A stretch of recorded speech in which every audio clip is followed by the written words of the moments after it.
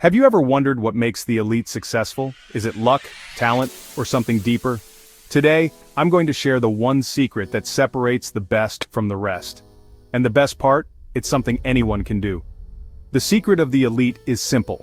They think differently. They don't see problems, they see opportunities. They don't fear failure, they learn from it. And they don't wait for success, they create it. When things get tough, do you give up? Or do you keep going? The elite choose to keep going, no matter what. They have a mindset of resilience, focus, and determination. Set clear goals. Know exactly what you want, write it down, see it in your mind every day, take action. Dreams don't work unless you do. Even small steps add up over time. Learn constantly. The elite never stop growing. Knowledge is power. Surround yourself with great people. Choose wisely. Never give up. Success is a journey. There will be setbacks, but the elite keep going. Every no brings them closer to a yes. You already have everything you need to succeed. The only thing holding you back is you. It's time to change your mindset. Believe in yourself. Take that first step.